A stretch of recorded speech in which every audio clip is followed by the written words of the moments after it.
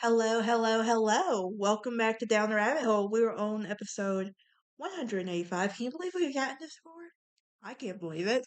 Um, but today we're talking about the Hermitage and Nashville, Tennessee. Now, I'm going to go ahead and point this out. There is only one president in U.S. history that I hate more than any of them, and that president is Andrew Jackson. I could do a whole episode as to why I hate him, but that wouldn't do you good. That wouldn't do me any good. But yeah, but I have a story about him that I say for an episode I plan on doing about him later. And it's gonna be 24 something episodes from now. But anyway, Andrew Jackson has a home in Nashville called the Hermitage, and it is a plantation that is located 12 miles east of Nashville, and it sits on an estate in about 1,100 acres. It includes the tomb of Jackson and his wife Rachel. Over the years at the White House, Jackson called Hermitage from his home in 1804 until his death in 1845.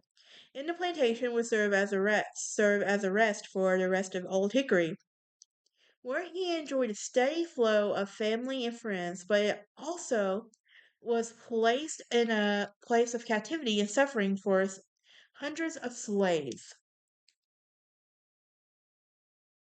So, um, the original mansion, um, in 1804, Andrew Jackson brought a 425-acre farm, including several enslaved people from Nathaniel Hayes, and named it the Hermitage. Him and his wife moved onto a group of log buildings on the farm. Now, in 1819, several years after Jackson earned national hero status in the war in 1812, construction of the original Hermitage mansion began to stop in the secluded meadow, a site chosen by Rachel, and the home had two doors, two broad symmetrical center halls. Now, each floor had four rooms, and the first floor is a dining room, two parlors, and a master bedroom, and the second floor had four bedrooms. Now, the house also had nine fireplaces, a basement kitchen, and metal gutters and a portico. Now, Rachel's favorite spot of the Hermitage was the gardens, and she adored flowers and filled her gardens with irises, roses, peonies, grandolinds, daisies, and crepe myrtles. And now, in the English, the original English style garden was designed by English gardener William Frost. It included many fruit trees, berry bushes, herbs, and vines and vegetables.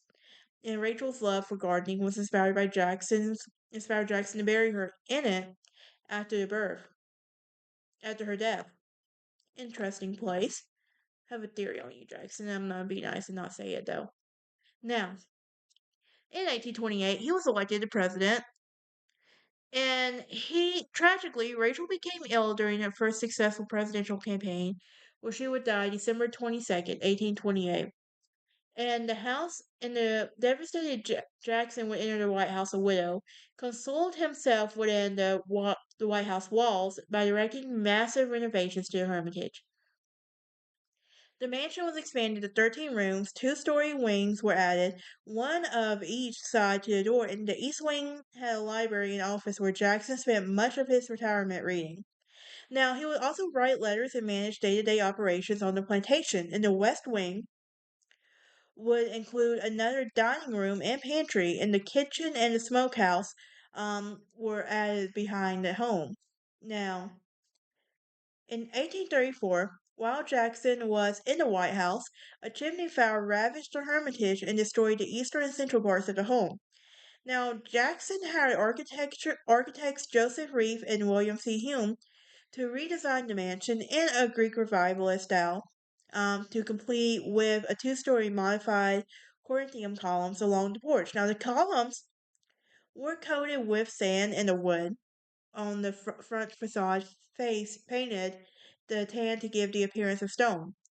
Um, the inside of the house had a modern facelift, basically, and it was a heavy ornate woodwork, and the public rooms were moved to the family quarters to replace the Greek Revival woodwork. Now,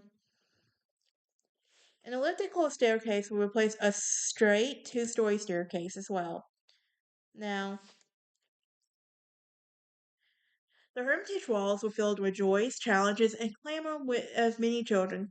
Andrew and Rachel never had any biological children. However, Rachel had a large family who visited in 1808, and the Jacksons adopted an infant nephew, who named him Andrew Jackson Jr. Now, Jackson also became guardian for several children who had lost more than one parent, including children of General Edward Butler, who was in the children of his brother-in-law Samuel Donaldson, a Native American boy named Lincoya, whom Jackson reportedly found with his dead mom on the battlefield. In 1817, Jackson brought out the orphan grandson of Rachel's sister to live at the Hermitage, and Jackson enjoyed family life and relished as his role of patriarch. Now, he often spent his time in the back parlor entertaining children, and everything. Now, why is his legacy so controversial?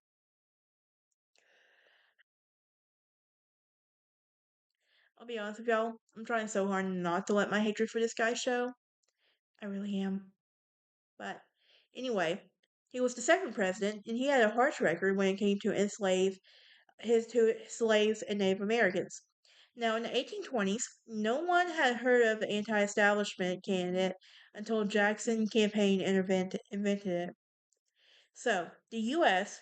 So, how many U.S. presidents have owned slaves? Well, the U.S. may have been founded on the idea that all men are created equal, but during the late 18th century, in the early 19th century, slaveholding was common among the statesmen who served as president.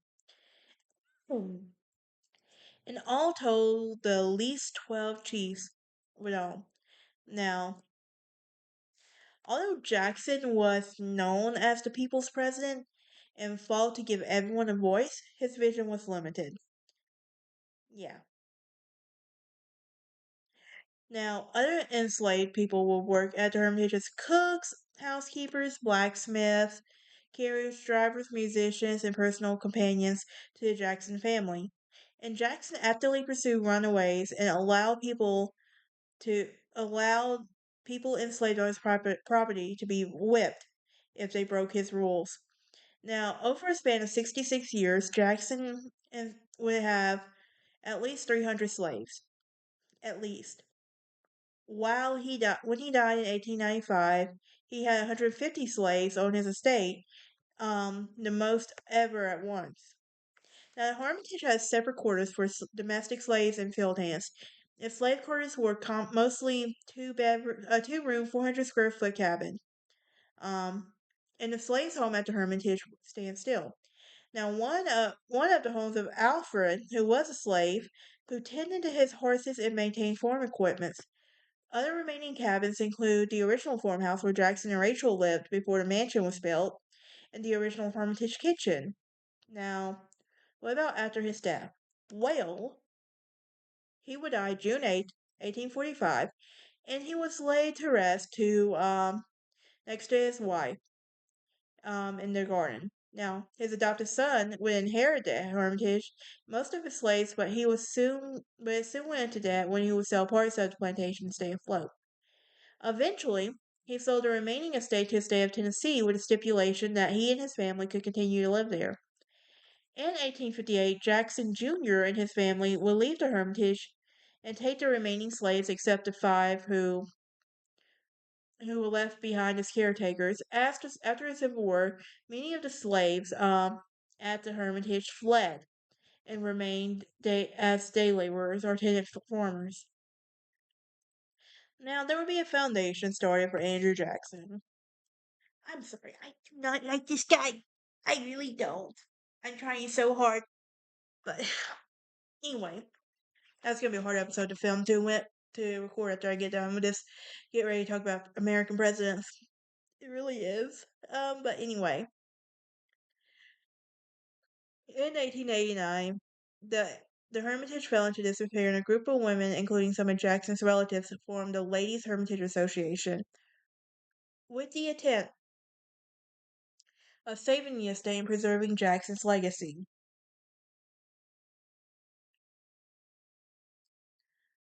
So, but yes, but that is it for this episode. I will see y'all next time. Y'all have a great day.